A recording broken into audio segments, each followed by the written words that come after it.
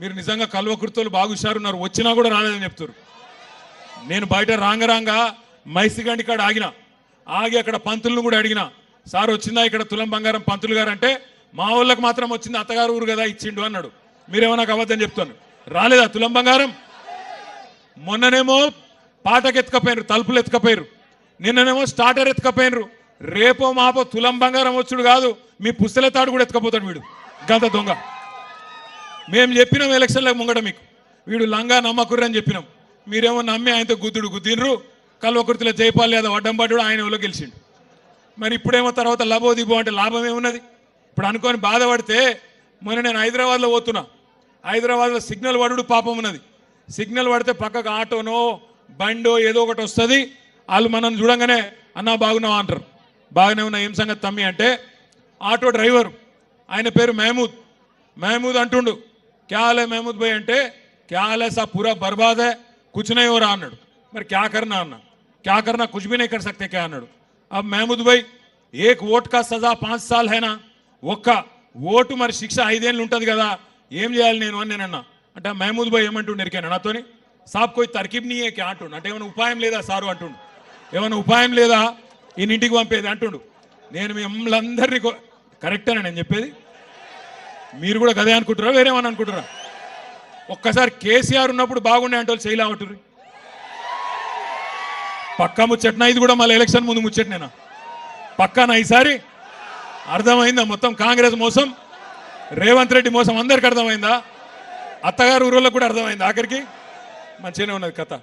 నేను మీ అందరినీ ప్రార్థించేది ఒకటే, ముఖ్యంగా రైతు బిడ్డల్ని. ఇవాళ ప్రపంచానికి అన్నం పెట్టే అన్నదాత రైతు. రైతుకు కులం ఉండదు, రైతుకు మతం ఉండదు.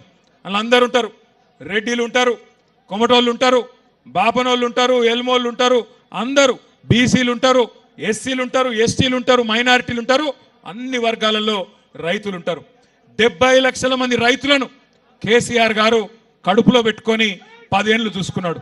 ఎవ్వరు మీరు అడగలే, దండం పెట్టలే, దరఖాస్తు పెట్టలే, ఎలక్షన్లలో ఓట్ల కోసం కేసీఆర్ గారు మాట ఇయ్యలే. మాట ఇయ్యకపోయినా మీకు 1 కాదు 2 కాదు 12 కాలాలు 12 సీజన్లలో 1 2 కాదు 73,000 కోట్ల రూపాయలు రైతుల ఖాతాల్లో వేసిన మొట్టమొదటి ముఖ్యమంత్రి భారతదేశంలో రైతు బంధు మన నాయకుడు కేసీఆర్. ఒక రైతు చచ్చిపోతే ఆ రైతు కుటుంబం రోడ్డు మీద పడద్దు, ఆగం కావద్దు అని ఆలోచించి, బువ్వ పెట్టే రైతు కుటుంబం ఆగం కావద్దని ఆలోచన చేసి, రైతు చచ్చిపోతే మొట్టమొదటిసారి స్వతంత్ర భారతదేశంలో 5 లక్షల రైతు బీమా ప్రవేశపెట్టిన నాయకుడు కేసీఆర్. అదే విధంగా ఒక ఆడబిడ్డ లగ్గం చేసుకుంటే ఆ ఆడబిడ్డ లగ్గానికి మేనమామలు కూడా ఇవాళ రేపు సాయం చేస్తలేరు. అట్లాంటిది కేసీఆర్ గారు 1,00,000 రూపాయలు కళ్యాణ లక్ష్మి పేరుతో, షాదీ ముబారక్ పేరుతో మీకు ఆనాడు కానుకగా అందించిండు. ఇట్లా 1 కాదు 2 కాదు 200 రూపాయలు ఉన్న పెన్షన్ కేసీఆర్ గారు 10 రెట్లు పెంచి 2,000 రూపాయలు చేసిండు.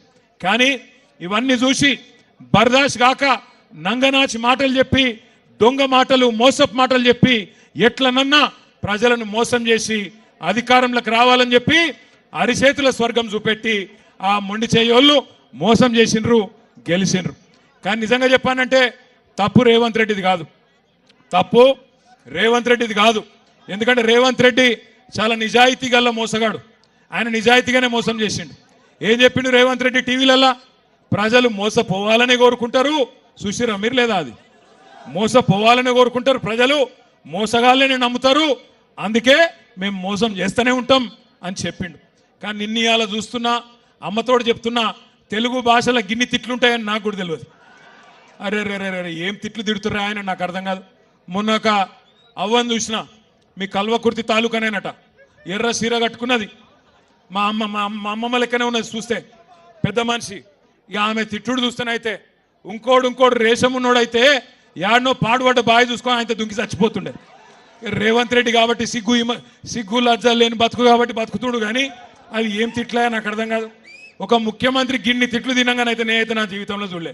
మీరు చూస్తురా లేదా? నేను అడుగుతున్నా, ఒక్కసారి మీరు ఆలోచన చేయండి.